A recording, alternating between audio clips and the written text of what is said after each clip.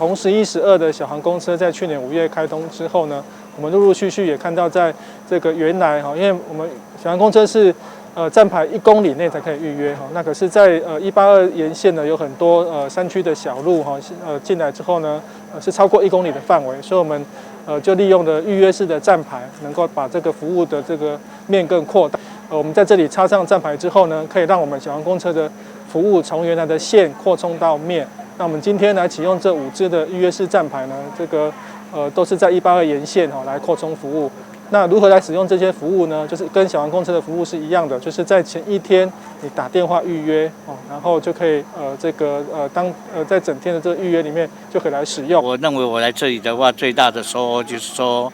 让老人家感到真的他们有亲朋好友，可以要去逛街或者去找朋友的话他们多了一双的腿。掌握市政3分钟，台南进步向前冲。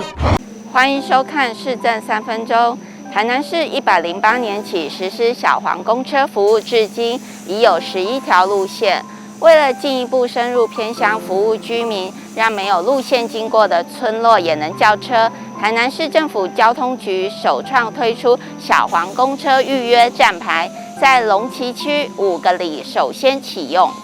预约站牌没有实际的路线经过，也没有固定班次，只要预约叫车，就能依需求派车前往站牌接送。收费比照公车，只要付公车票价，就可以享受计程车的服务，让偏乡公共运输资源能做最有效的利用。接下来，我们来听听韦哲市长怎么说吧。其实看起来是一个小小的预约站牌，但是对于我们山区的民众确实很重要，因为山区地广人稀，要叫小黄公车到底要在哪里而且能不能预约，怎么样做其实都很不方便小黄公车已经比一般公车方便了，但是如果能够有点扩充到线，由线延伸到面会更好。为什么呢？因为这个预约站牌就会离你家比较近，那你在家里打电话预约，那到那个站牌等小黄公车对小黄公车也方便，不用到你家来，对你也方便直接在站牌上直接就跟预约小黄公车。我觉得其实能够让偏远的民众也让较方便坐公车较顺疏这个就是我们最重要的目的。也希望说借着小黄公车的路线的越来越宽，越来越开辟，那预约站牌越设越多，我们希望说能够提供偏远民众更行得更便利。接下来请收看中嘉新闻。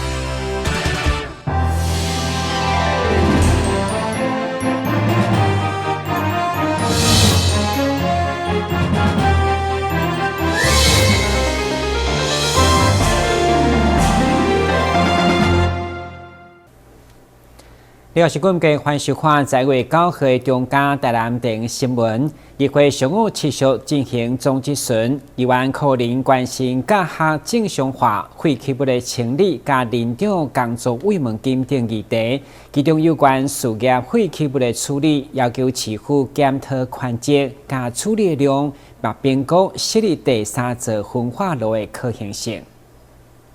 根据了解，台南市每一天的生活本数有1300吨，其实盐矿甲城西2座焚化炉已经无法完全消化。议员可能伫总质询都来要求加强本数分类，来减少处理压力，嘛期望城西焚化炉的更新，将每一天处理量提升到900吨，同时希望市府评估设立第3座民生本数焚化厂。民生废弃物的焚烧。还有刚刚讲第4种的事业废弃物，比如说菜市啊，对不？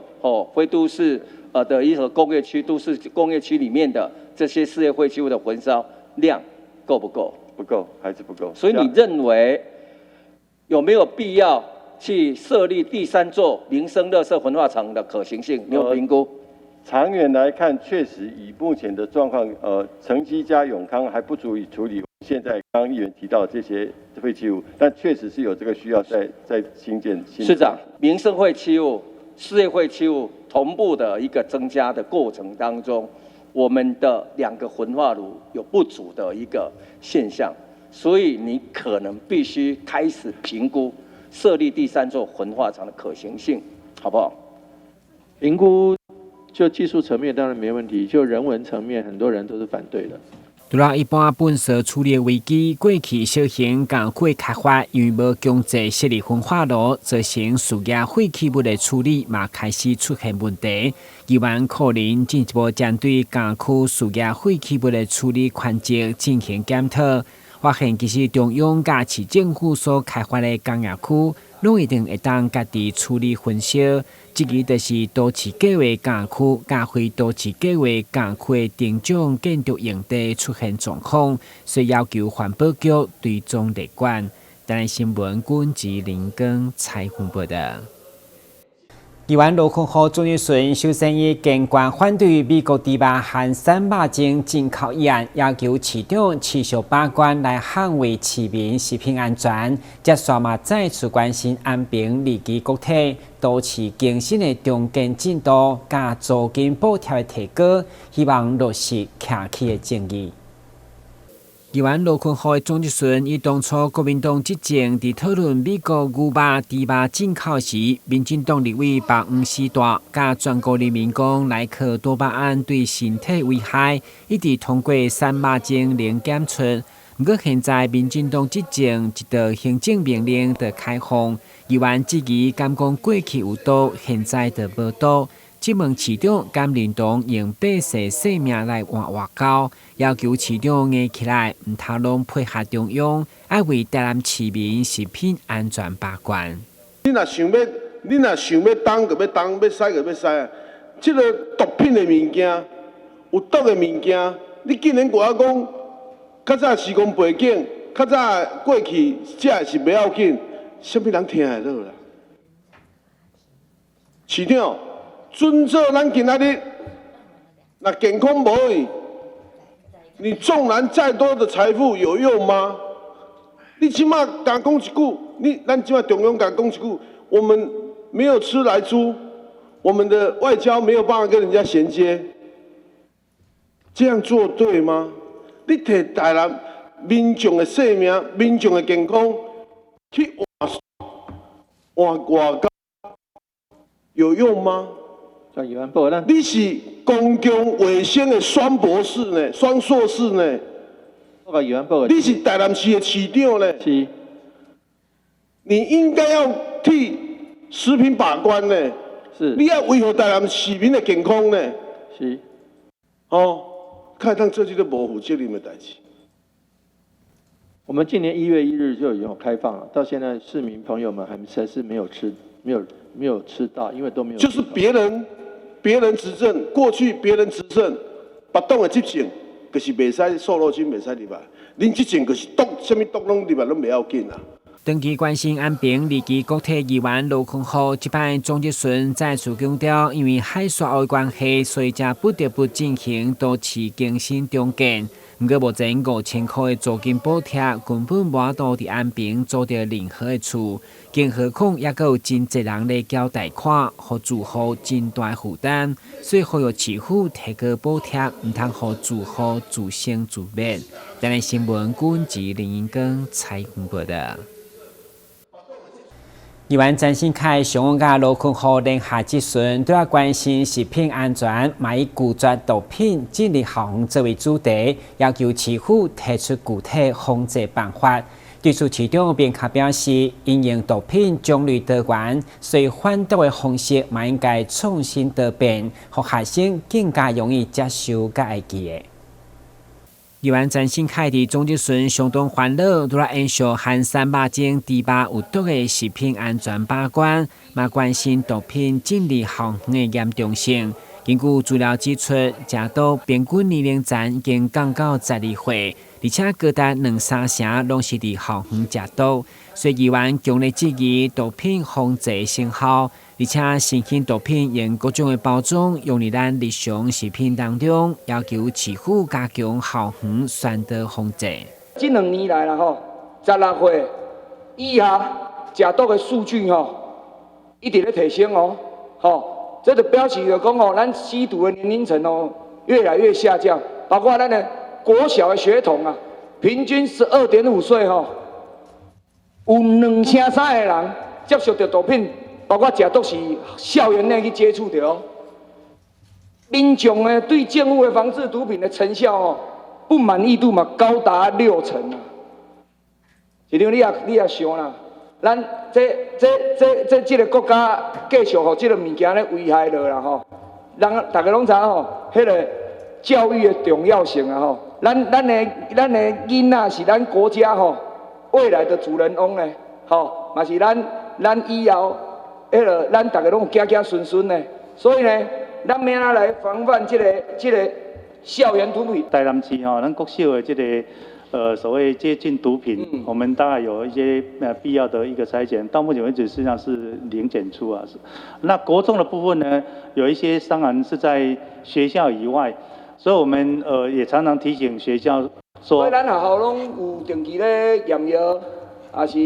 咱大概3个步骤啦，第一就是先宣传嘛，先导。所以以你头讲的新兴毒品开始足多啊，所以我们也知道有一些新兴毒品，那事实上它的样貌很多，所以我们也买了那个新兴毒品的那些道具，那入班宣导的时候给他们当作教具来用。会中议员嘛进一步以学生的接触毒品的原因甲持续探讨，其中高达5%以上都是因为受到打击。另外，家庭无温暖、甲好奇等等，拢一定的比例要求持续重视。对此，市府嘛强调，目前透过有必要的验料，避免被不良少年引诱，减少中毒学生等等，拢积极的做。议员强调，千万唔通让毒品进入校园，危害后一代，相信拢是家长关心的焦点。但新闻顾问及林英根采访报道。因为媒体爆料，成大医学院传出手术期间有大学2年学生协助填空喙，所以上午校方紧急召开记者会，表示该名学生对大学1年就已经伫开刀房实习，所以医生才让这个学生伫伊的指导之下进行类似件的手术，强调过程完全依法。伫咧9号上午，成功大学医学院伫咧光复校区召开有关迪卡去向博出大学2年的学生进行手术填外的事件说明记者会，并由成功大学副校长李俊章，佮有成功大学医学院的副院长林志胜代表说明并澄清。我要先澄清，他没有开刀。好，那我们医学院好是在习医之道它的规范底下采师徒制。好，由主治医师带着医学系的学生来实习，那这个事实上都在规范下进行。那我们根据好当时候主治医师他的一个好手术是这样子，就是他是一个医疗团队在执行开刀，主治医师好跟这个住院医师都在，那这个学生是属于第3助手。也就是他是来协助帮忙的，好，那在协助帮忙的过程当中都处理完了，只剩下一个好表皮好不到3公分的浅的开口，那一个主治医师也在场，好，那他在主治医师的监督下去把这个伤口缝合。成功大学副院长表示，这个学生对大学1年的对咧入去手术房来见习，所以伫咧主刀医师认定这个学生技术顺受的状况下，才会伫主刀医师的监督之下，和这个学生进行小空嘴的填挖。据现场的主治医师说，他因为那个伤口是很小的，所以据我所知是一个内视镜的手术，所以最后伤口带着他一起学习缝合。不是放给他缝合，那个是一种学习的过程。这皮肤最后的皮肤1针2针这样子的缝合，是那个不需要，因为根据法规医学院校的学生在合法的医院里面有老师指导是可以进行这些练习，所以它不是独立作业，所以不需要。另外，针对这个学生伫网络去互爆料，曾经对咧女同学入去便所共偷翕，这个事件经过调查证实，所以这个学生嘛会得到相关的处分。台南新闻刘品言采访报道。先歇困一下，马上回来新闻现场。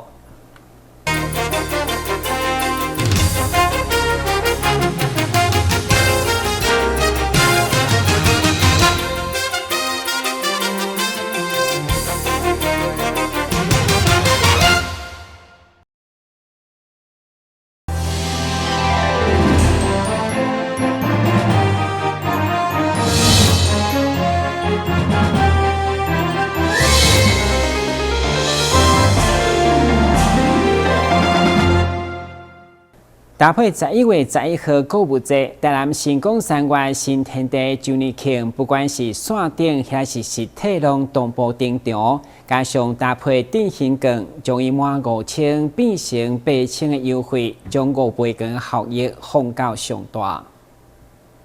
11月11是真濟網絡電商主打購物節。位伫個西門路新光三越的實體百貨，對11月11起，嘛將推出線上加線下的公布周年慶的活動，搭配實體定型券，要互你5000變8000的優惠。另外，還有滿清300以及歐洲、美洲加亞洲3大航線的商品。互你唔免出國，嘛會買到外國航線的品牌商品。今年的周年庆呢，主要是有搭上实体振興5倍券，推出了超強的回饋，滿5000變8000的優惠。那我們把5倍券的效益放到最大。那我們剛好今年的滿千送百是經典回歸，全館累積滿5000會送500，化妝品單筆滿2000會送200，名品大家電、法雅克、iStore、小米專賣店單筆滿1萬送500。那只要貴賓卡或是 APP 的會員過卡消費，我們的滿千送百贈品都會自動回饋給大家。那我們今年的周年慶主要有特別推出了3大航線，就是歐亞美。那我們就是推薦國人出國時最愛購買的品牌之一。那今年首度有推出 APP 線上達人的推薦專區，有10大的品牌館，主要都是由我們專業的貴哥貴姐或是專業的達人去做一個強勢的推薦，讓大家可以在 APP 的話，一鍵只要在家不用出門就可以購入我們今年最主要的一些商品。另外配合聖誕節的來臨，百貨業者嘛佇1樓廣場用積木打造一張11公尺高的耶誕積木樹，就合作希望奇蹟的耶誕王國，希望帶予小朋友無限的希望加溫暖。台南新聞林根採訪報道。2022年亞太管樂節11月13到12月26將佇台南登場，每一個拜六佇新營文化中心、大港文化中心以及孔廟文化園區等所在，攏來自全國各地樂團表演，再來精彩演出。原本應該佇去年7月登場的亞太管樂節，因為肺炎疫情佇全球蔓延而延期。所幸在台灣人民積極防疫之下，2021亞太管樂節將會在今年11月正式在台南登場。這應該是2020年年初以來到現在呢，就所有的全世界的管樂呢，就是最盛大的活動了。因為其他的管樂節大概都變線上活動或什麼的哈，那只有我們台灣還有辦法做這樣的活動，真是不簡單。非常感謝，也非常感謝市長，還有台南市政府的團隊的支持。2022亞太管樂節為11月13到12月26，在台南一個演出場域舉辦50多場精彩的管樂演出，結合了台灣各地管樂團隊，為民眾帶來精彩音樂饗宴。第21屆亞太管樂節在台南舉辦，我們看到從11月13號開始到12月26號，連續50多場的這個活動，可以說是這個灌飽了台南市的許許多多的音樂的種子。我們很期待這個亞太管樂節，除了療癒人心，能夠讓台南作為音樂之都，能夠作為藝術之都，作為文化之都，能夠更彰顯之外，我們也希望說亞太管樂節將來在各地開花結果，四處這個撒下希望的種子。我們希望說在台南能夠有更多音樂活動，也有更多藝文活動。但是我們歡喜迎來第21屆亞太管樂節，也期待市民朋友們還有許許多多的外來的觀光客、喜愛音樂的人，通通來台南一起領賞第21屆亞太管樂節。這屆亞太音樂節以台灣管樂為主軸，規劃6大主題活動，包含開幕甲閉幕音樂會、管樂名家主題之夜、繽紛樂風戶外音樂會、吹響百年號角、古蹟巡禮、校際交流音樂會，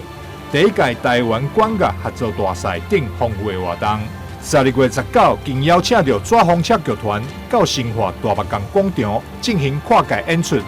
喜愛藝文音樂表演朋友千萬唔通錯過。台南新聞趙秀維採訪報道。台南1月33歲老小姐因為逐工身軀上甲滿到困，連目睭皮甲指攏出現水腫，這款鏡頭持續2個多月，才攏安然便醫就醫。结果诊断是不明原因的慢性自发性荨麻疹合并血管性的水肿。医生表示，因为这款症头较严重，所以建议中西医合并治疗来控制调用。